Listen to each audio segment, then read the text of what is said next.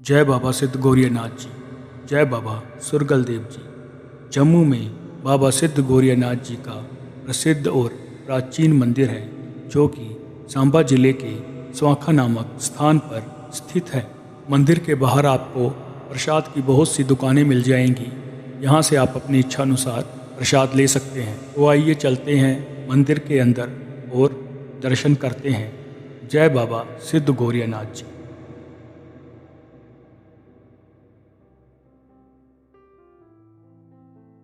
ये मंदिर का बहुत ही सुंदर दर्शनीय दरवाज़ा है जिस पर लिखा है ओम शिव गोरख जय बाबा सिद्ध गौरियानाथ जी मंदिर। मंदिर के अंदर आपको बाबा सिद्ध गौरियानाथ जी और बाबा सुरगल देव जी के दर्शन का पुण्य तो मिलेगा ही, साथ ही आपको दर्शन मिलेंगे भगवान शिव शंकर, माता शेरावाली, गुरु गोरखनाथ जी, राजा मंडलिक जी, शनिदेव, पवन पुत्र हनुमान जी और बाबा भैरवनाथ जी के साथ साथ अन्य देवी देवताओं के भी दर्शन का लाभ आपको मिलेगा। मंदिर के अंदर एक सरोवर भी है, यहाँ पर बाबा सिद्ध गौरियानाथ जी ने जल समाधि ली है। तो आइए आप भी दर्शन का लाभ उठाइए।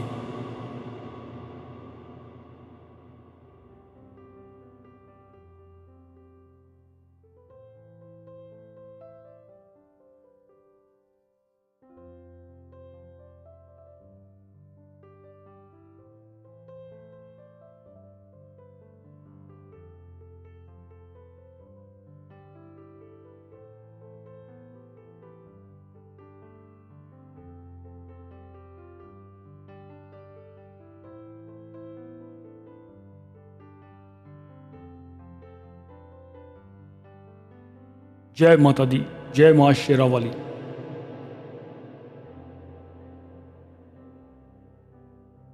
जय गुरु गोरखनाथ जी।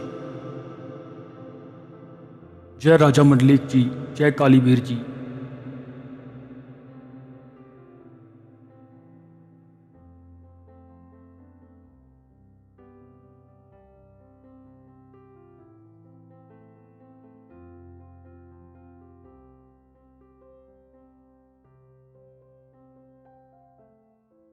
ये बाबा सिद्ध गौरियानाथ जी का मंदिर है।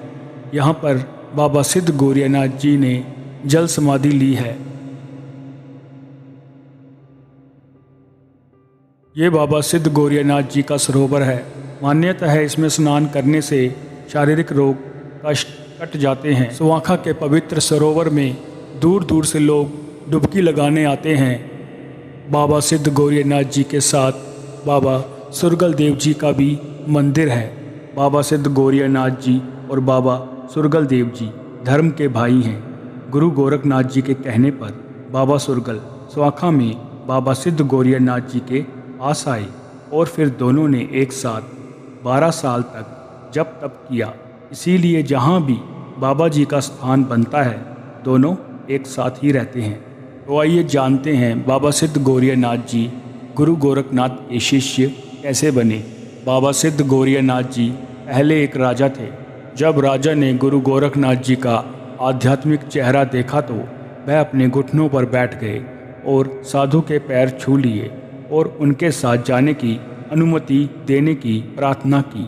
लेकिन गुरु गोरखनाथ जी ने ये कहते हुए उनका अनुरोध अस्वीकार कर दिया कि एक राजा साधु नहीं हो सकता, क्योंकि उसे धन और संपत्ति आदि सहित प्रत्येक वस्तु का त्याग करना पड़ता है। लेकिन राजा ने कहा कि वह सब कुछ छोड़ने के लिए तैयार हैं। वह इस जीवन से तंग आ चुके हैं और उनके शिष्य बनने की इच्छा रखते हैं। और इस तरह गुरु गोरखनाथ जी ने उन्हें शिष्य के रूप में स्वीकार कर लिया और यहाँ से राजा गौरिया बाबा सिद्ध गौरियानाथ जी बन गए और यहाँ से बाबा सिद्ध गौरियानाथ जी की यात्रा शुरू हुई। जय बाबा सिद्ध गौरियानाथ जी। पर काफ़ी समय बिताने के बाद बाबा सिद्ध गौरियानाथ जी ने गुरु गोरखनाथ जी से तीर्थ यात्रा की अनुमति मांगी।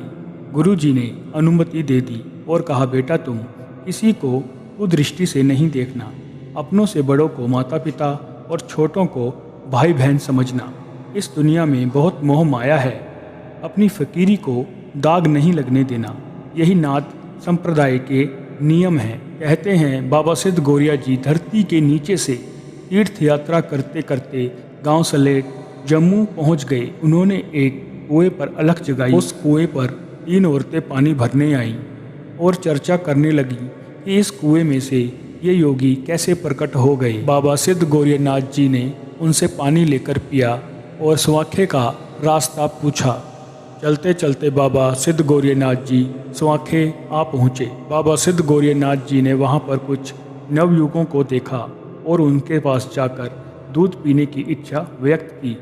नवयुवकों ने बाबा जी से कहा, यहाँ तो कोई मांगने से पानी भी नहीं देता, तो आपको दूध कहाँ से मिलेगा। नवयुवकों ने बाबा जी का उपहास लेने के लिए एक निर्धन दित्तो ब्राह्मण के घर का पता दिया।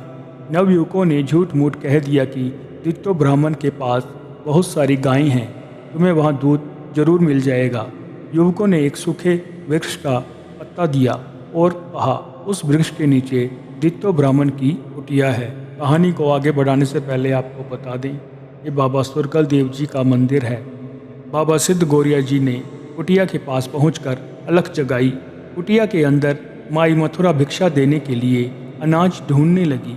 बड़ी मुश्किल से अनाज एकत्र कर कुटिया में से हाथ बाहर निकाला और बाबा सिद्ध गौरीनाथ जी को भिक्षा लेने के लिए पुकारा।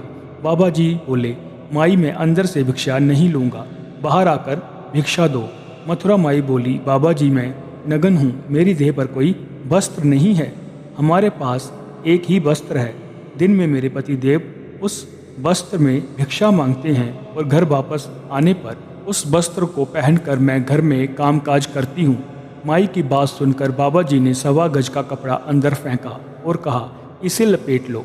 मथुरा माई ने जब वो कपड़ा लपेटा तो वो अपने आप लिपटता चला गया।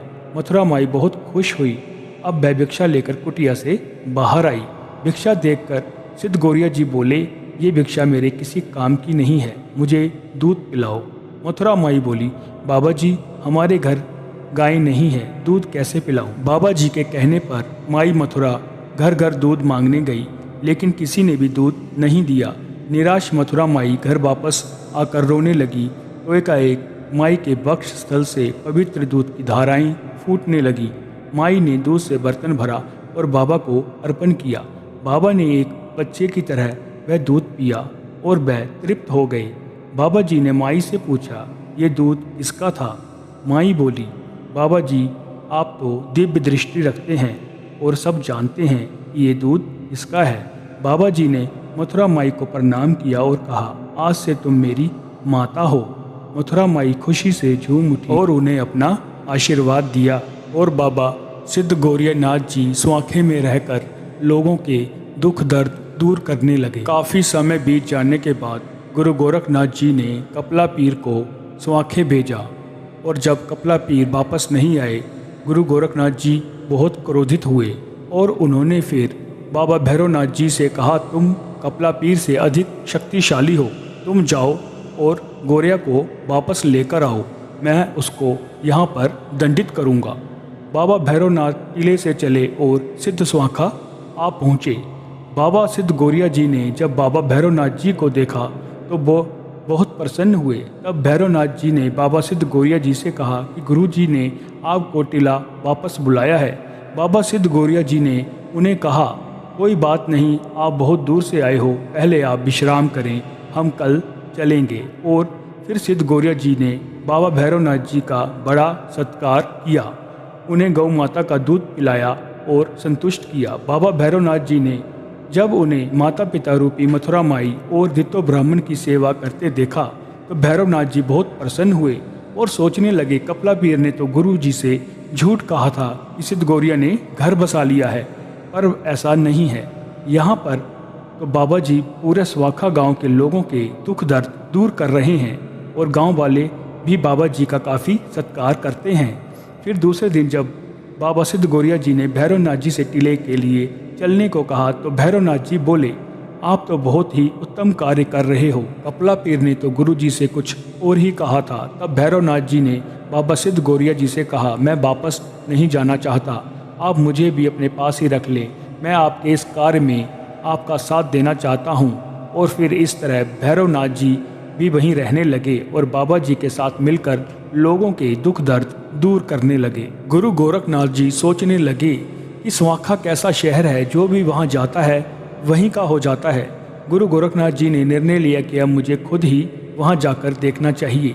गुरु गोरखनाथ जी अपने साथ सभी चेलों को लेकर टीले से स्वाखा की ओर चल पड़े और कुछ माह बाद खुद वहाँ आ पहुँचे।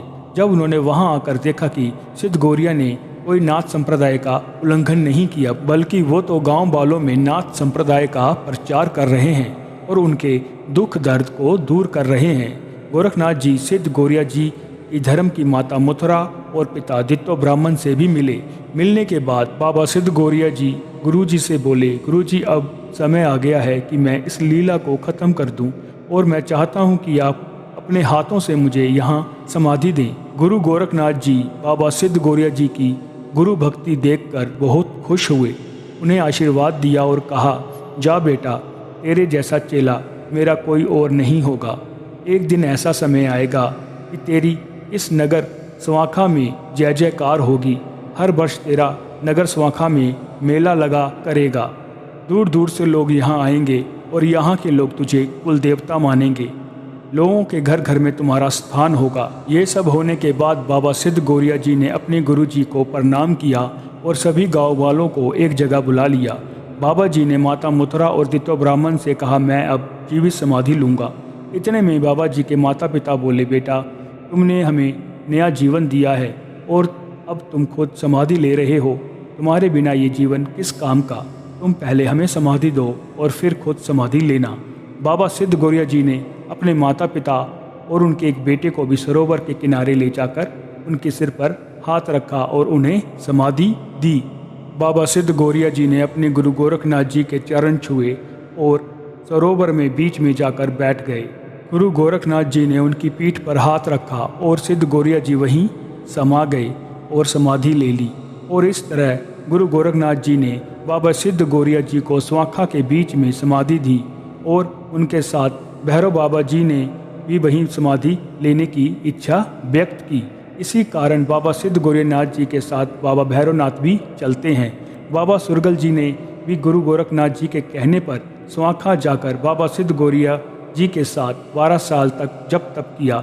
इसीलिए बाबा सुरगल जी ने भी वहीं अपनी बर्मी का निशान बना लिया। कहते हैं धीरे धीरे नगर स्वाखा में 33 कोटि देव देवताओं का वास हो गया और सिद्ध स्वाखा आज किसी तीर्थ स्थल से कम नहीं है। दूर दूर से दुनिया वहां आती है और ठीक होकर जाती है। हर रविवार बाबा जी के स्थान पर ढोल नगाड़े बजते हैं। बाबा जी के अनेक चेले वहां प्रवेश करते हैं। नाथ ढोल बजाकर अपनी अमृत वाणी बोलते हैं और चेले अपना शीश नवाते हैं। जय गुरु गोरखनाथ जी, जय राजा मंडलिक जी, जय बाबा सिद्ध गौरियानाथ जी, जय बाबा सुरगल देव जी। ऐसे ही वीडियोस के लिए चैनल को भी कर लें सब्सक्राइब। जय बाबा की। हरे कृष्णा।